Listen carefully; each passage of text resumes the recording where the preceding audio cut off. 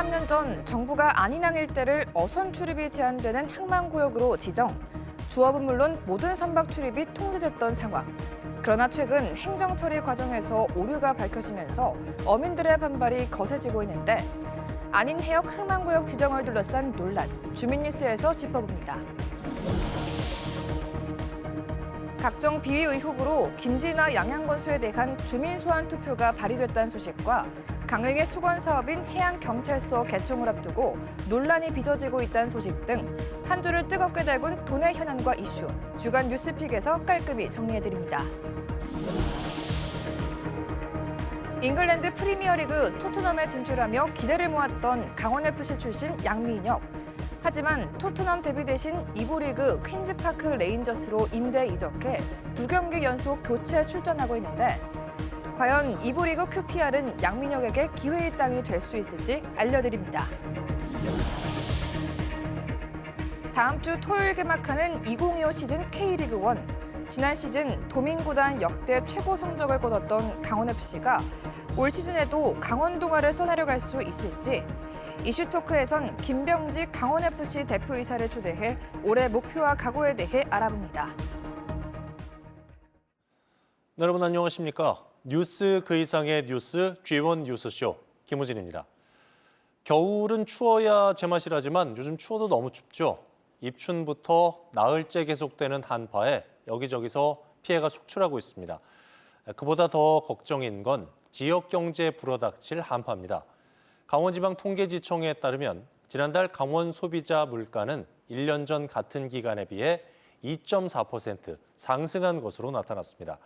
이런 가운데 도내 4년제 대학 9곳 중 5곳이 올해 등록금을 인상한다고 밝혔는데요. 가뜩이나 침체됐던 경기에 계엄과 탄핵 사태까지 겹치며 도내 상권과 주요 산업은 비상이 걸렸습니다.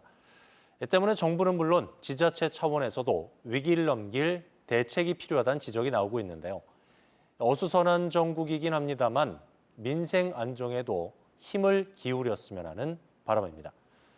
자, 그럼 한 주간의 주요 뉴스 속 현안과 이슈를 빠르고 쉽게 짚어보는 G1 뉴스쇼 지금 시작하겠습니다.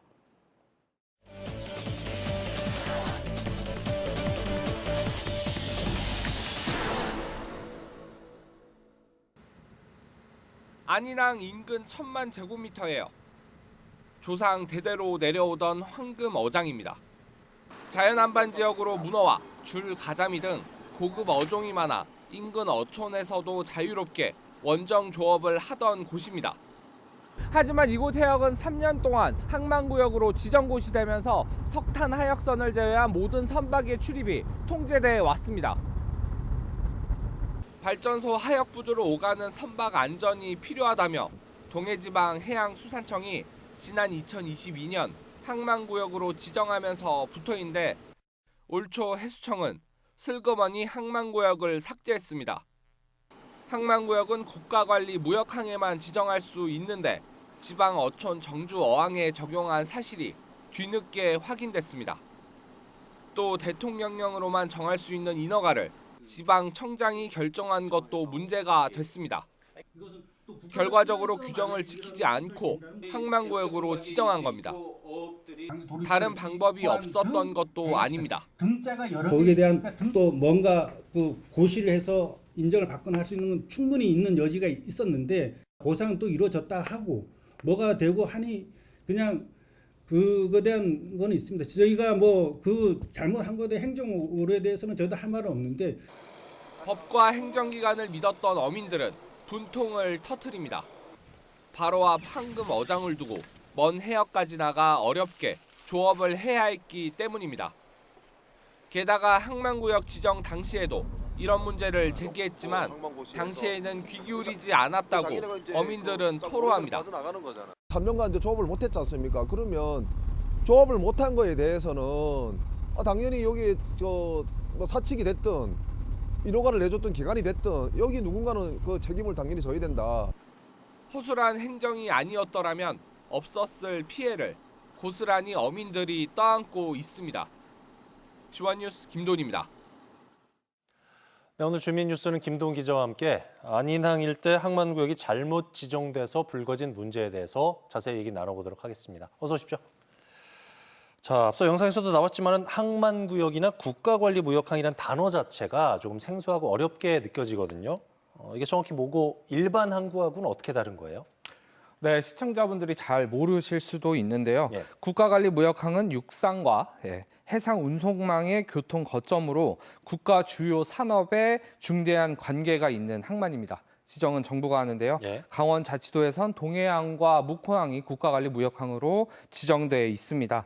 말 그대로 국가가 관리하는 항만이다 보니까 각종 시설과 인접한 해역 대부분이 항만구역으로 묶여서 어민활동을 비롯한 각종 활동이 제한됩니다.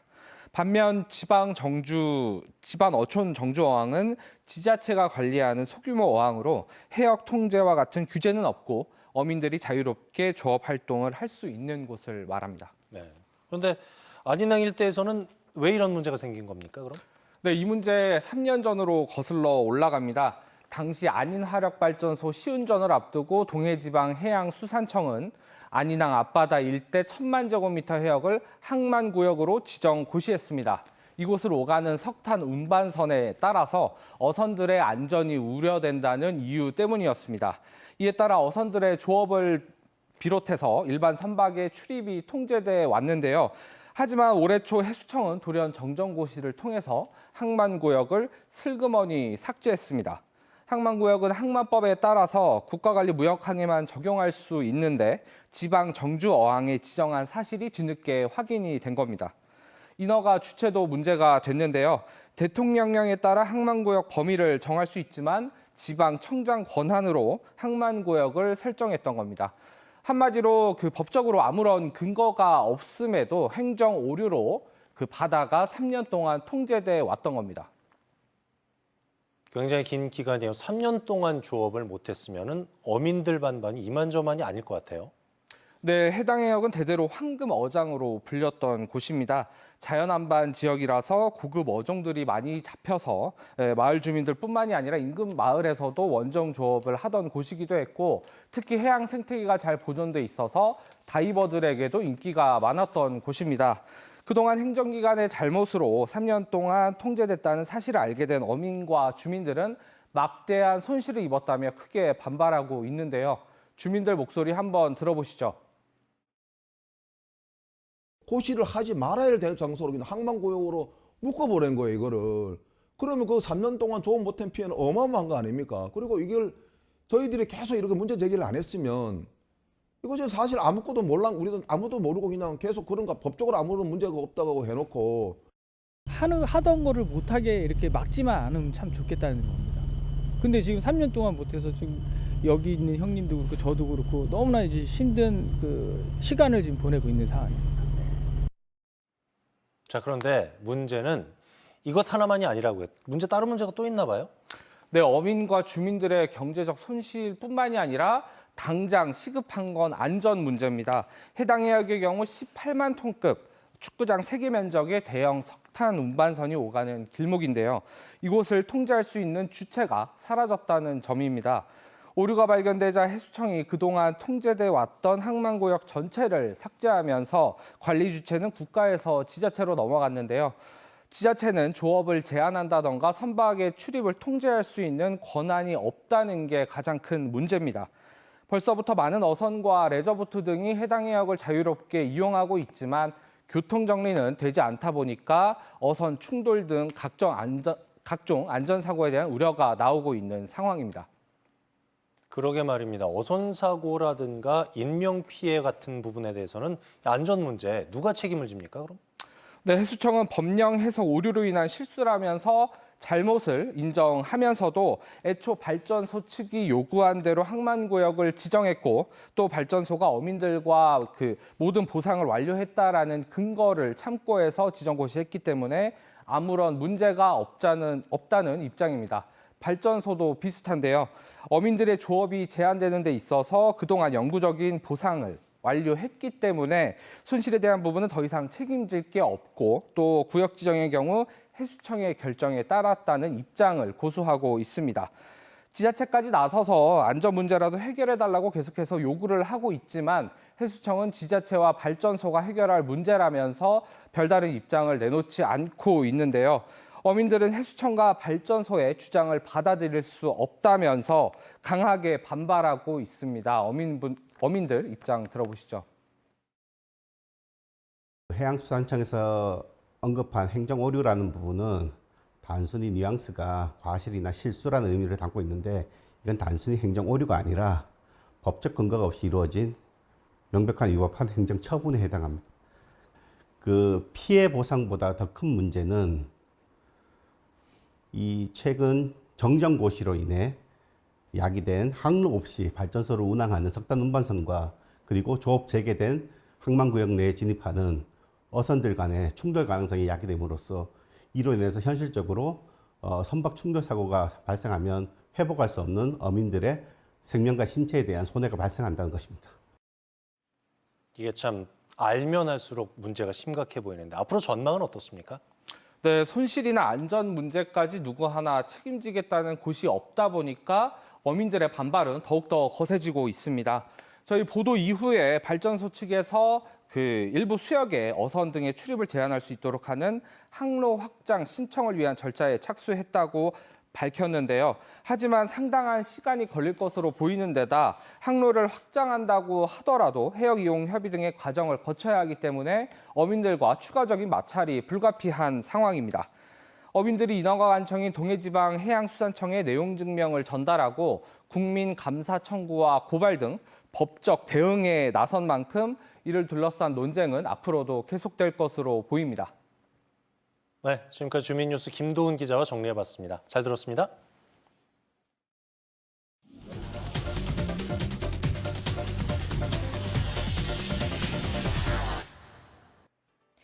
우리의 시선을 확 끄는 흥미진진한 뉴스를 골라 짚어보는 시간 뉴스쇼 브리핑 아나운서 이가은입니다.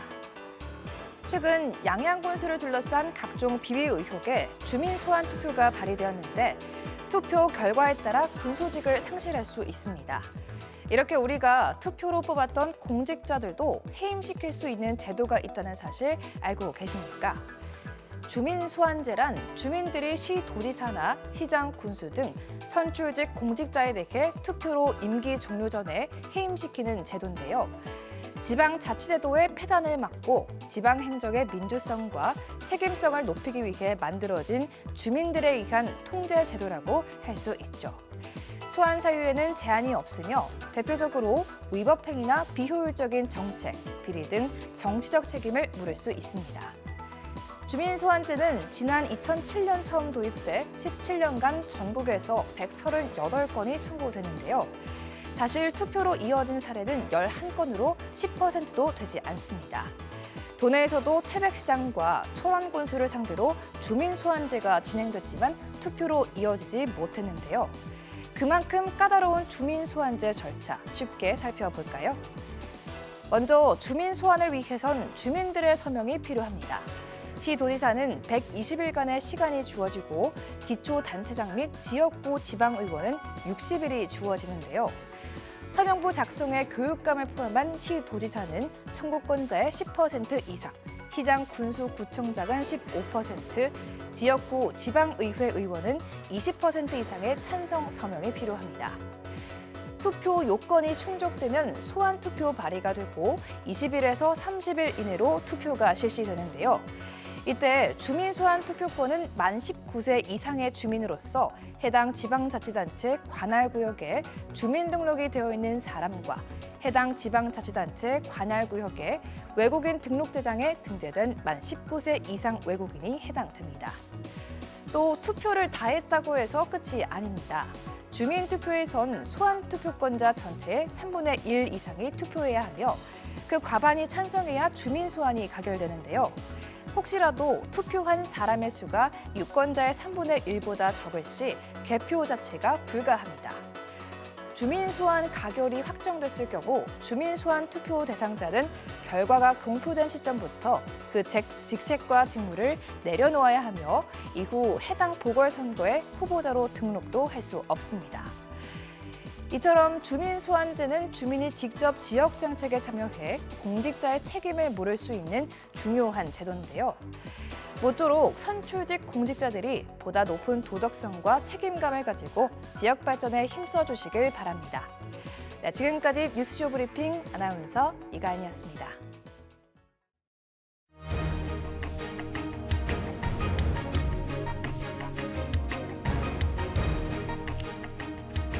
네, 한 주간 주요 뉴스 가운데서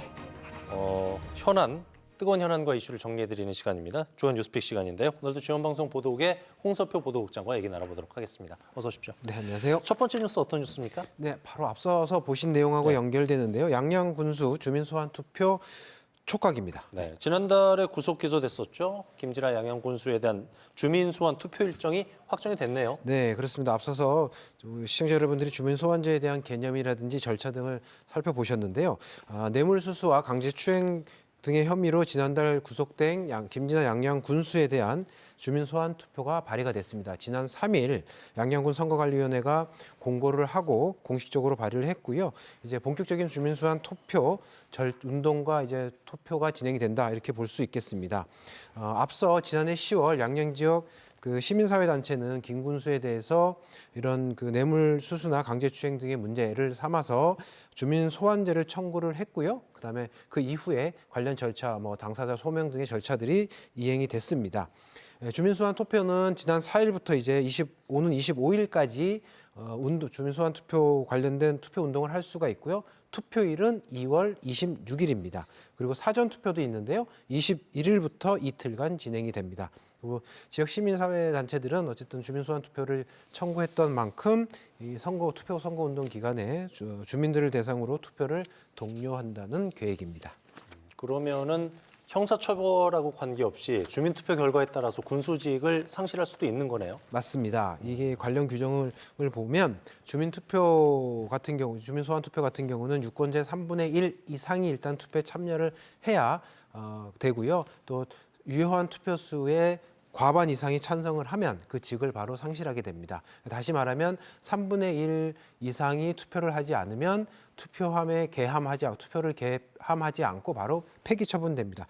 가장 최근에는 2012년 전 김대수 전 삼척시장이 원자력 발전소 유치 문제로 주민 소환 투표가 치러진 적이 있었는데요. 당시에는 3분의 1 이상이 투표에 참여하지 않으면서 자동 폐기된 적이 있습니다. 네. 주민소환 투표 결과 등 관련된 소식들은 들어오는 대로 저희 지원 뉴스를 통해서 말씀드리도록 하겠습니다. 다음 뉴스 어떤 뉴스입니까? 네, 두 번째 뉴스픽은 강릉 해경 개청 전부터 논란입니다. 강릉의 최대 수건 사업이었죠. 해양경찰서 신설이 확정이 되면서 이게 기대감이 상당히 컸었는데 3월 개청 앞두고 논란이 생겼다. 이게 어떤 문제 때문이에요? 네, 맞습니다. 일단 강릉 해경이 생긴 스토리부터 좀 설명을 드리면 지금 현재 그 강원 동해안 해안가를 관할하고 있는 해경은 두 군데입니다. 속초해경과 동해해경인데요. 속초해경이 최북단 고성부터 강릉 주문진 해변까지를 관할구역으로 하고 있고 나머지 주문진 사천부터 강원도 최남단 해변인 삼척 고포까지를 동해해경이 관할을 합니다. 또 동해해경은 여기에 울릉도와 독도 경비까지 맡고 있거든요. 그러니까 업무가 너무 많다 보니까 관할 구역도 많고 그래서 강릉 지역을 중심으로 강릉 지역의 주요 해변은 별도 강릉해경이 필요하다라는 여론이 계속 오래전부터 있었고요. 그 여론이 반영이 돼서 지난해에 강릉해경 창설이 확정이 됐습니다. 그래서 강릉 해경이 신설이 되면 주문진부터 강릉 옥계까지 한 78km 관할하는 해경이 될 텐데요. 이 해경이 올해 출범을 앞두고 임시청사를 쓰기로 하면서 지난해 10월쯤에 해경이 강릉에 임시청사로 사용할 건물을 하나를 선택을 했고 그 건물주와의 구두 협의를 진행을 했습니다. 근데 건물주의 주장은 이렇습니다. 건물을 일단 계약 4년을 하고 추가로 1년 더 연장을 할 수 있고 5층 건물을 모두 사용하고 지상 주차장도 사용한다 이런 내용 등의 구두 협의를 했다는 건데요. 그래서 이 해경의 말을 믿고 건물주는 지난 10월 이후로 기존 입주자들의 연장을 계약 연장을 하지 않고 또 일부 건물 시설에 대해서는 뭐 철거라든지 시설 개보수, 리모델링 등을 진행을 했습니다. 해경이 바로 입주해서 사용할 수 있도록. 그런데 지난해 말 해경 측에서 일방적으로 계약을 하지 못하겠다라는 통보를 했다는 게 건물주의 주장입니다. 그래서 건물주는 이로 인해서 리모델링 비용, 그다음에 입주를 연장하지 않은 그런 비용 등 공실 등의 발생 비용 이런 것들이 피해를 봤다고 주장을 하고 있는 상황입니다. 얘기를 들어보니까 뭐 건물주 입장에서만 생각을 해보면 억울한 네. 측면이 없지 않아 있을 것 같은데 해경 측 입장은 어떤 거예요? 일단 해경 측은 지난해 협의를 구두로만 일단 했고 그리고 그 주장이 해경은 일부 건물을 이제 시설과 인허가 부분에 대해서 개선 요청을 건물주에게 했다고 해요. 그런데 그 건물주가 그걸 받아들이지 않았고 그래서 불가피하게 뭐 계약을 못하는 걸로 통보를 할 수밖에 없었다는 입장이고요. 예. 또한 그래서 빠른 시일 내에 다른 시설을 건물을 찾아서 3월 임시청사 개서에는 문제가 없도록 하겠다는 건데 어쨌든 건물주는 계약서를 쓰지 않은 상황이긴 하지만 본인은 피해를 주장하고 있기 때문에 뭐 국민권익위 진정이라든지 또 법적인 손해배상 청구라든지 그런 법정 투쟁을 하겠다고 해서요. 조금 논란은 당분간 이어질 것 같습니다. 네. 강릉 해양경찰서가 동해안의 해양 치안 담당하는 중요한 역할을 하지 않습니까? 모쪼록 논란이 좀 잘 마무리됐으면 좋겠습니다. 네. 다음 뉴스 어떤 뉴스예요? 네, 세 번째 뉴스픽은 드론 택시 중단 사업비 반환입니다. 네. 전임 도정에서 추진됐던 사업인데 드론 택시 사업이 중단된 이후에도 업체로부터 사업비를 돌려받지 못했는데 최근에 업체 상대로 한 1심에서 일부 사업비 반환 판결이 나왔다고요? 네, 맞습니다. 판결 결과부터 말씀드리기 전에 이 사업의 히스토리를 조금 설명드려야 될 것 같은데요. 예. 이 드론 택시 시제기 개발 사업은 최문순 전 지사가 민선 3기 거의 마지막 임기 무렵에 공을 역점적으로 추진했던 사업입니다. 그 당시 강원도가 추진했던 수소산업, 특히 액화수소산업이 있었는데요. 이 액화수소를 기반으로 한 드론 택시 시제기 개발 사업이 이 사업의 핵심 내용이었습니다. 그래서 그 당시에 2022년이죠. 강원도가 산하기관인 강원테크노파크를 사업 주체로 정하고 또 강원테크노파크가 A사 등 업체 관련된 업체 6곳을 수행기관으로 정하고 사업에 착수했습니다. 그러면서 6개 수행기관에 그 당시에 한 131억 원 정도를 사업 비용으로 지급을 했던 거고요. 그랬는데 이제 김진태 전 도정이 들어오면서 전반적인 예산 부분을 다시 한번 살펴보는 과정이 있었는데요. 이 과정에서 강원 테크노파크 특별평가위원회라는 것도 이루어지게 됩니다. 그러면서 이 강원 테크노파크가 진행했던 이 드론 택시 사업이 사업성이 없다고 보고 중단 결정을 내리게 되거든요. 이를 근거로 해서 강원 테크노파크가 어떤 100억 정도 가장 큰 사업비를 지원했던 그 A사에 대해서 사업비 반환을 요청을 했지만 A사는 어쨌든 뭐 당연히 사업비를 반환하지 않았고요. 그래서 반환 청구 소송이 진행이 됐던 겁니다. 자, 업무상 배임 의혹을 받고 있었습니다. 최문순 전 강원도지사에 대한 법원의 판단은 어떻게 나왔어요? 네, 일단 고전에 제가 말씀 아까 조금 더 못 드렸는데요. 네. 그래서 법원의 반환 소송 판결은 100억 중에 일단은 이미 사용된 30억을 빼고 70억을 돌려줘라는 거였고요. 네. 물론 강원테크노파크는 30억까지 다 받아야 된다고 해서 불복했고 업체 측도 이건 돌려줄 수 없다. 그래서 판결 자체를 불복해서 양쪽 다 항소를 한 상태고요. 지금 말씀하신 이 건과는 소송과는 별개로 해서 형사사건이 하나 진행 중인 게 있었습니다. 바로 강원경찰청에서 이 드론 택시 사업과 관련해서 업무상 배임 혐의로 최문순 전 지사와 도정 관계자들을 수사했던 사업인데 수사가 있었는데요. 이게 최근에 강원경찰청이 최문순 전 지사와 그 당시에 강원테크노파크 당시 원장에 대해서는 무혐의 종결을 했고요. 다만 그 당시에 이 업무를 담당했던 도청 고위 공무원에 대해서는 배임 혐의가 있다고 보고 검찰에 송치를 했기 때문에 요 사건 자체는 어떻게 또 진행될지 지켜봐야 될 것 같습니다. 네. 2심 법정에서 다시 다뤄진다고 하니까 계속해서 관심 갖고 지켜봐야 되겠네요. 지금까지 주간 뉴스픽 홍서표 보도국장과 얘기 나눠봤습니다. 잘 들었습니다. 네, 감사합니다.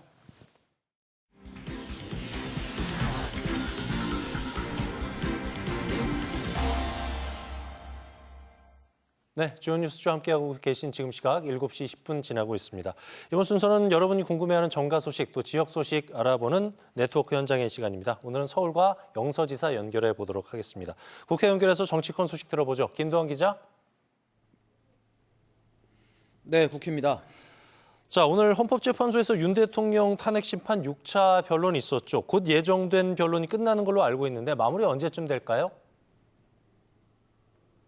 네, 헌법재판소는 모두 8차례 변론을 잡아놨습니다. 매주 화요일과 목요일 변론을 듣고 있는데요. 예정대로라면 다음 주 목요일이 8차, 그러니까 마지막 변론입니다. 그래서 정치권에서는 이번 주와 다음 주가 탄핵 심판의 분수령이 될 거라고 전망하고 있습니다. 곧 군수내부는 물론이고 조지호 경찰청장과 김봉식 전 서울청장 등에 대한 증인 신문이 다음 주 열립니다. 비상계엄 사태의 핵심 증인들에 대한 신문이 대부분 마무리가 되는 셈입니다. 변론이 끝나면 헌법재판관끼리 평의를 거쳐 결정하게 되는데 3월 중순쯤이 되지 않겠냐는 전망이 우세합니다. 헌법재판관 2명이 4월 퇴임하기 때문에 그 전에 결정을 할 가능성이 큽니다. 물론 몇 차례 추가 변론이 가능합니다. 박근혜 대통령 탄핵 당시에도 변론은 17차까지 이어졌습니다. 또 윤 대통령 쪽에서도 180일인 탄핵 심판 기간을 보장해달라고 요구하고 있습니다. 또 임명되지 않고 있는 마은혁 헌법재판관 문제도 변수가 될 수 있습니다. 하지만 국가적인 혼란을 줄이기 위해서라도 길게 끌 사안은 아닌 것으로 보입니다. 여당 같은 경우에는 지금도 탄핵에 반대하는 입장을 고수하는 걸로 보이는데 권성동 원내대표는 이번 주 초에 윤 대통령을 접견했었고요. 일부 의원들은 탄핵 심판 방청까지 하겠다는 입장이라고요? 네, 그러니까 계엄은 문제가 있었지만 그래도 탄핵은 안 된다 이런 입장을 고수하고 있는 겁니다. 강경 지지층을 염두에 둔 전략이라고 볼 수 있는데 당 내에서도 여러 가지 우려의 목소리가 나오고 있는 게 사실입니다. 권성동 원내대표가 대통령을 접견한 것을 두고도 같은 맥락에서 읽히고 있습니다. 설 연휴 직후였던 지난 3일 권성동 원내대표와 권영세 비대위원장, 나경원 의원 셋이 대통령을 접견했습니다. 접견에서 윤 대통령은 여전히 민주당이 입법 독주를 한다고 비판하면서 나치 독재에 빗대 표현한 것으로 전해졌습니다. 대부분 나경원 의원이 대통령의 말을 전했고 권성동 원내대표는 접견 내용에 대해서는 극도로 말을 아꼈습니다. 대통령 편을 들어야 하긴 하겠는데 지도부가 공식적으로 하긴 부담스럽다 이런 분위기입니다. 강경 지지층도 봐야 하고 중도도 봐야 하는 지도부의 난감함이 드러난 장면으로 읽혔습니다. 국민의힘은 그래서인지 최근 민생 쪽으로 무게중심을 옮겨가고 있습니다. 권성동 원내대표가 당정협의회를 열어 정부와 폭넓게 대화하고 있습니다. 트럼프 대통령 취임 이후 관세 논란, 또 중국발 딥시크 사태 등에 따른 우리 경제의 대응에 신경을 쓰는 모습을 보여주고 있습니다. 권 대표는 또 지역 소멸과 맞물려 미분양 사태가 심각하다면서 파격을 넘어 충격의 처방이 필요하다고 밝혔습니다. 특히 미분양 주택을 구입할 때 대출 총부채 원리금 상환 비율 적용을 한시적으로 완화하는 방안을 검토해달라고 정부에 요구하기도 했습니다. 아무래도 조기 대선을 염두에 두고 민생 챙기려는 행보로 보이는데 민주당 역시도 조기 대선을 챙겨야 하는 거는 마찬가지겠죠? 네, 그렇습니다. 이제 계엄 이후 2달여 동안 정말 우리 국민들 짜증나고 피곤한 일들을 매일 겪고 있습니다. 국민들 피로감이 극에 달했습니다. 정치권의 목표는 당연히 국정 정상화가 돼야 되겠지만 조기 대선을 생각하지 않을 수가 없습니다. 민주당도 마찬가지입니다. 특히 민주당은 요즘 정책 변화를 도모하고 있습니다. 반도체 산업 노동자를 대상으로 주 52시간 근무 예외를 허용하는 반도체 특별법을 애초에는 반대했다가 논의가 필요하다는 쪽으로 선회했습니다. 국익을 위해 K방산을 적극 지원하고 육성하겠다고도 했습니다. 신속한 추경이 필요하다면서 여야 합의를 위해서라면 이재명 대표의 공약이었던 민생회복지원금도 양보할 수 있다고 했습니다. 이른바 우클릭을 통해서 중도 표심을 잡아보겠다는 건데 최근 민주당의 지지율이 정체를 보이는 것과 무관하지 않을 겁니다. 이런 상황에서 비명계 잠재적 대선 주자들도 나서서 개헌에 힘을 싣고 있습니다. 김경수 전 경남지사는 SNS를 통해 탄핵의 종착지는 계엄이 불가능한 개헌이라면서 민주당이 나서야 한다고 주장했습니다. 원조 친노인 이광재 전 강원지사도 개헌이 논의될 수밖에 없는 여건이라면서 민주당이 이를 주도해야 대선 승리로 갈 수 있다고 주장했습니다. 특히 이 전 지사는 대선에서 최소한의 개헌 조항을 국민 투표에 붙이자고도 했습니다. 이재명 대표에 대한 압박이 될 텐데요. 개헌에 대해 이재명 대표는 신년 기자 간담회에서 내란 극복에 집중할 때라고 짧게 답했었습니다. 지금까지 국회에서 전해드렸습니다. 네, 김동원 기자 잘 들었습니다. 계속해서 영서지사 한번 연결해 볼게요. 박성준 기자. 네, 영서지사입니다. 민선 8기 원주시정이 출범한 지 어느덧 2년여가 지났습니다. 가장 역점적으로 추진했던 정책이 경제도시 건설로 핵심은 반도체 산업 육성이었는데 최근에 주목할 만한 성과가 나왔다고요? 네, 그렇습니다. 최근 반도체 산업 인재를 양성하는 한국반도체교육원이 이곳 원주에 문을 열었습니다. 관련 기업들도 속속 들어서고 있습니다. 먼저 반도체 산업 인재 양성을 담당하는 한국반도체교육원이 개원했습니다. 실제 반도체 제조 공정에서 사용되는 첨단 설비를 갖춘 전문 교육기관이 탄생한 건데 작년에만 특성화 고등학교 학생과 대학생, 일반인 등 360명이 참여했습니다. 반도체 설계와 측정 분석 등 우수 강사진을 활용한 다양한 강좌가 운영되고 조만간 학성동으로 신축 이전에 오는 2032년까지 만여 명의 반도체 전문 인력을 양성하게 됩니다. 반도체 테스트베드 구축을 위한 주요 시설도 순항 중입니다. 수십 년 답보 상태였던 원주 불온산단을 착공했고 이곳에 반도체 소모품 실증센터와 신뢰성 검증센터가 오는 2028년까지 순차적으로 들어서게 됩니다. 국비 등 427억여 원이 투입되는 시증센터는 반도체 공정용 세라믹 소모품의 성능 검증과 양산 단계에서의 실증 테스트를 맡게 됩니다. 검증센터는 차세대 시스템 반도체 개발과 전장 부품 개발을 위한 설계에서부터 단품, 모듈, 시스템까지 전 분야를 원스톱으로 지원합니다. 처음에 원주를 반도체 도시로 구조화하겠다고 선언했을 때 아마 많은 분들께서 반신반의하셨을 겁니다.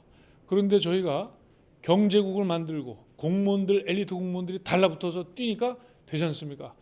반도체 이송 등에 쓰이는 화학 물질을 오염 없이 다루는 핵심 부품을 원주에 있는 이 외국계 반도체 업체의 산하 공장에서 만들어냅니다. 공장은 2011년부터 가동됐는데 최근 원주시의 지원 등을 통해 생산력 증대와 기술 확장을 위한 증축을 진행 중입니다. 글로벌 회사로서 반도체 산업, 하이테크, 그다음에 첨단과학 산업에 토탈 솔루션을 제공하는 회사입니다. 경기권이나 충청권도 굉장히 가깝기 때문에 교통 여건도 잘 허락되고 최근에 원주시가 지원한 또 다른 반도체 기업은 이제 막 착공에 들어갔습니다. 공사는 내년 상반기에 끝날 예정입니다. 이 기업은 오는 2030년까지 500억 원 추가 투자와 대규모 신규 고용을 계획하고 있습니다. 이렇게 민선 8기 원주시가 투자를 유치한 반도체 기업은 모두 3곳. 투자금 1,200억 원을 끌어냈고 190명의 신규 고용도 기대됩니다. 네, 다음 소식 알아보겠습니다. 원주의 발전 저해 요인으로 지목되던 캠프롱 미군 기지 반환이 결정된 뒤에도 토지 매입 등의 문제가 해결되지 않아서 난항을 겪었었는데 최근에 이 문제 해결이 됐다고요? 네, 그렇습니다. 최근 국방부와의 부지 매입 문제가 해결되면서 캠프롱 부지 개발에도 속도가 붙고 있습니다. 국립강원과학관이 올 하반기 개관을 목표로 막바지 공사가 한창입니다. 사업비 395억 원이 투입된 과학관은 지상 3층 규모로 만들어집니다. 1층에는 전시실과 다목적실, 2층에는 강의실과 실험실, 3층에는 사무실 등이 들어섭니다. 인근에는 시립미술관도 생깁니다. 컨벤션 센터와 간부 숙소를 리모델링하고 두 건물을 연결해 메인 전시관을 중축하는 등 지상 3층 규모로 만듭니다. 여기에 청소년 문화의 집과 역사박물관, 북부권 체육센터와 수영장 등 다양한 편의시설이 들어섭니다. 문제가 됐던 캠프롱 부지 소유권 논란도 일단락됐습니다. 최근 대법원에서 국방부와 원주시 간 소유권 이전 등기를 둘러싼 감정평가 기준 시점을 공여해제 반환일로 산정하는 최종 판결이 나왔습니다. 감정평가를 의뢰를 해서 그 나오는 감정평가액의 평균으로 국방부하고 최종적으로 계약을 체결하게 될 것으로 진행하고 있습니다. 원주시는 이번 판결로 최소 200억 원의 비용을 아낄 수 있을 것으로 보고 있습니다. 지금까지 영서지사였습니다.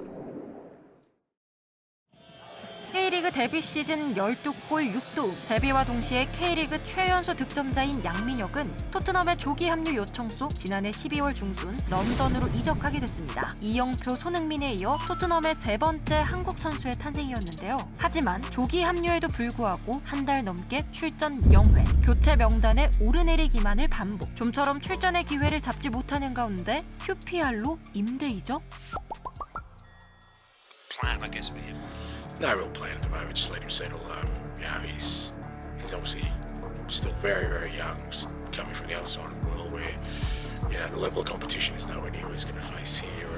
We just give him time to adapt. Obviously, 팬들 사이에선 안제 포스테코글루 감독의 발언은 K리그에 대한 존중이 모자란 것으로 비치며 아쉽단 평이 있기도 했는데요. 이천수 선수는 개인 유튜브에서 감독의 말투엔 문제가 있지만 틀린만은 아니며 임대 이적 상황은 선수로선 기분 나쁠 순 있지만 세계 최고의 무대 도약을 위한 적응의 시간이 필요하다. 그들은 보통 3년으로 본다며 잔디, 문화, 속도감이 다르므로 좀 더 준비하고 기회가 왔을 때 잡았으면 좋겠다며 현실적인 조언을 했는데요. 부상자가 많은 팀 사정상 양민혁의 조기 EPL 데뷔가 현실로 다가올 것 같았지만 구단의 기대와는 달리 현실은 차가웠고 결국 챔피언십 2부 리그인 퀸즈파크 레인저스로 임대 이적 확정됐습니다. QPR은 현재 챔피언십 중위권에 위치한 팀으로 과거 박지성 선수가 활약했던 팀입니다. 이번 경기 공격수들이 많은 찬스를 놓치면서 공격력이 아쉽다는 평이 있기에 공격수인 양민혁 선수의 영입에 더 적극적이었는데요.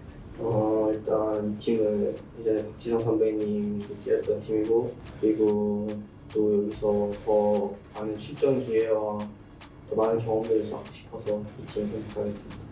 더 많은 출전 기회를 위해 임대 이적을 한 양민혁. QPR 이적 4흘 만에 데뷔 기회를 잡았는데요. 후반 31분 교체 투입돼 길게 뛰진 못했지만 번뜩이는 움직임을 보이며 깜짝 활약을 선보였습니다. 영국 2부 리그 챔피언십 소속인 퀸즈파크 레인저스와의 임대 계약은 이번 시즌까지이며 남은 약 4개월 동안 영국 무대에서 가능성을 증명할 수 있을지가 관건인데요.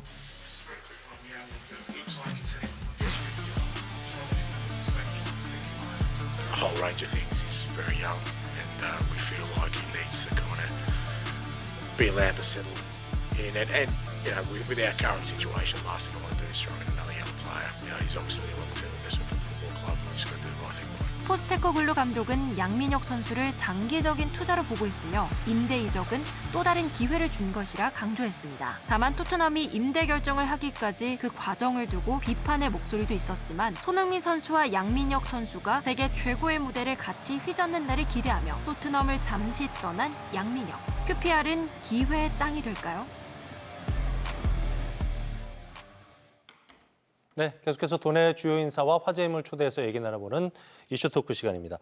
2025 시즌 K리그1이 다음 주 토요일입니다. 2월 15일에 개막을 하게 됩니다. 지난 시즌 역대 최고 성적을 거두면서 돌풍을 일으켰었죠. 우리 강원FC. 올 시즌 또 어떤 놀라움을 선사할지 기대가 집중되고 있는데 그래서 오늘 이슈 토크 시간에 강원FC의 황금손 김병지 대표 모시고 올해 계획과 각오에 대해서 들어볼까 합니다. 어서 오십시오, 대표님. 네, 안녕하세요. 반갑습니다. 네, 고맙습니다. 시간 내주셔서 고맙습니다. 네. 올해는 지난해보다 2주 빨리 이제 개막을 하면서 준비할 시간이 좀 줄었는데 어떻게 준비 잘 돼가고 있습니까? 네, 1차 전지훈련 1월 1일 시작해서 네. 한 달간 다녀왔고요. 2차 전지훈련 지금 남해에서 훈련하고 있으면서 시즌 개막을 위해서 준비를 잘하고 있습니다. 네, 그렇군요. 올 시즌에 강원FC 첫 경기가 다음 주 일요일입니다. 16일에 대구FC 상대로 한 첫 원정인데 대표님 어떻게 평가하고 계십니까? 첫 경기 승리를 잡으면 네. 좋은 분위기로 시작되는 걸 알고 있기 때문에 첫 승리를 위해서 준비를 잘하고 있습니다. 그렇군요. 준비를 좀 철저히 하고 있는데 대표님 지난 시즌에 최고의 성과를 거둔 그 어떤 공을 인정받아서 도민, 시민 구단 중에 최고 대우를 받으면서 네. 강원FC와 재계약을 하셨습니다. 이게 기쁘고 참 좋은 일인데 일한 만큼 노력한 만큼 또 성과가 거둬졌기 때문에 가능한 일이었는데 부담도 좀 되실 것 같아요. 어떠세요? 네, 그렇죠. 지난 시즌 2위를 차지하면서 이번 시즌에 대한 기대치가 도민뿐만 아니라 강원도를 또 좋아하시는 모든 분들이 지난 시즌만큼 잘해줬으면 하는 그런 말씀들을 많이 하세요. 그래서 그 기대치에 대한 거는 부담스러운데 그 부담을 동기부여로 잡고 지난 시즌만큼 올해도 멋지게 잘할 수 있도록 열심히 하고 있습니다. 강원FC가 지난 시즌에 지출 대비 최고의 효율을 낸 가성비 최고의 팀 이렇게 손꼽혔습니다. 비결은 어디 있다고 보세요? 좀 자세히 말씀해 주세요. 기존에 있는 선수와 또 새로 영입된 선수들 간의 이제 내부 경쟁을 통해서 선수단의 그 효율성과 그 선수의 가치를 높이기 위해서 집중을 했었고요.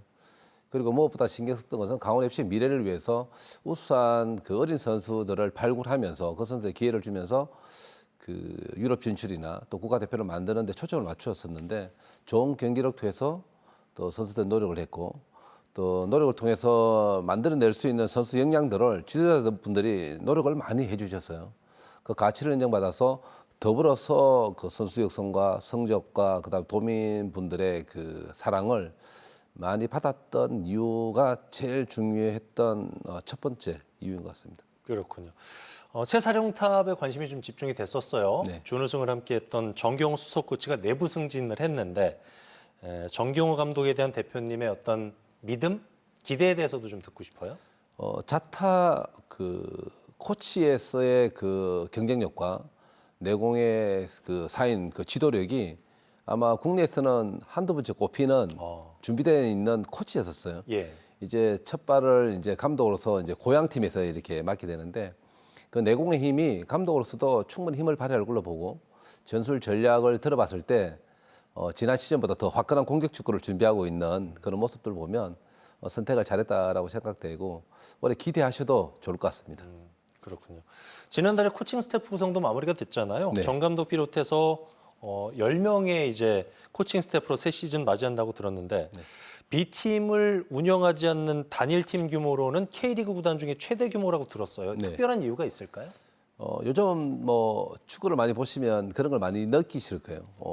감독이 있고 수석 코치가 있고 전술 코치가 있고 그다음 육성 코치가 있고 그다음 다양한 어떤 그 분수 간의 어떤 노력들이 있는데 이만큼 이 코치의 영역들이 전문화되어 있어요. 저희들은 전문화 영역 플러스 선수 육성에 초점을 맞추고 있는 팀이기 때문에 그 어린 선수들에게도 1대1 또는 맞춤형 훈련을 시키면서 성장을 시킬 수 있는 게 우리 강원FC의 미래가 있다는 것을 지난 2년 동안 느꼈습니다. 그래서 다양한 또 전문성 있는 코치들 영입함으로써 앞으로 그 육성되는 선수들에게 좋은 기회와 성장을 만들기 위해서 그렇게 지도자들을 다 보셨습니다. 그렇군요. 강원FC가 올해 K리그와 아시아 챔피언스 리그를 모두 뛰게 되는데 양민혁과 황문기 요 주축 선수들이 빠져나갔기 때문에 올해는 어떨까 기대를 하면서도 조금 조마조마한 느낌도 있거든요. 계속해서 전력 보강을 했다고 들었는데 어떠세요? 좀 자세히 설명해 주세요. 양민혁, 황문기 국가대표급이면서 그 지난해 강원FC의 그 동화를 만들어갔던 영웅들이죠. 핵심 선수들 빠졌기 때문에 이제 걱정을 많이 하시는데 올해 뭐 저희들이 이제 선수 선발을 했던 게 어린 선수들만 받았던 게 아니라 신고 조화를 맞추기 위해서 홍철 선수, 또 윤일욱 선수, 국가대표 경력이 있으면서 팀을 이끌어줄 선수들도 영입을 했고요. 또 K2에서 경쟁력 있는 선수들을 3명 정도 이렇게 뽑았는데 이 3명의 선수가 공교롭게도 각 팀마다 부주장 역할을 했던 선수들이었었어요. 그만큼 팀이 핵심적이었었고 팀 분위기나 여러 사안들에 있어서의 그 팀을 이끌 수 있는 리더십을 가지고 있는 선수들을 영입했었는데 1차 전지훈련을 통해서 경쟁력을 보이면서 지금 2차 전지훈련에 다 합류가 되었습니다. 그만큼 경쟁력 선수들이 합류가 되었기 때문에 지난 시즌 좋았던 선수들을 뒷받침할 수 있는 경쟁력 선수들을 영입함으로써 2025 시즌도 나름의 노력을 통해서 최고의 선수들을 최고의 구단을 만들기 위해서 노력을 했습니다. 팬들은 이제 제2의 양민혁이 좀 많이 나와줬으면 하는 바람을 갖게 되는데 올해 특별히 눈여겨볼 만한 선수가 있다면 좀 이 자리 빌어서 소개해 주셔도 좋을 것 같아요. 올해 강원FC에서 데려왔던 그 어린 선수들은 다 기회가 있고 다 영향력이 있고 다 기량들이 있는 선수들입니다.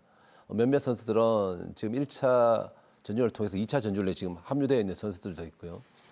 뭐 궁금해하시는 뭐 47번의 등번호도 지난해 좋은 모습을 보던 신민아 선수가 받았고 대여섯 명 선수는 그런 기회를 통해서 앞으로 좋은 기회를 통해서 양민혁 같은 선수가 되지 않을까 기대하고 있습니다. 대표님 입장에서 한 명을 콕 집어서 얘기하긴 그러니까 여러 명의 선수들을 다 지목해 주신 것 같습니다. 네, 기대를 해보고요.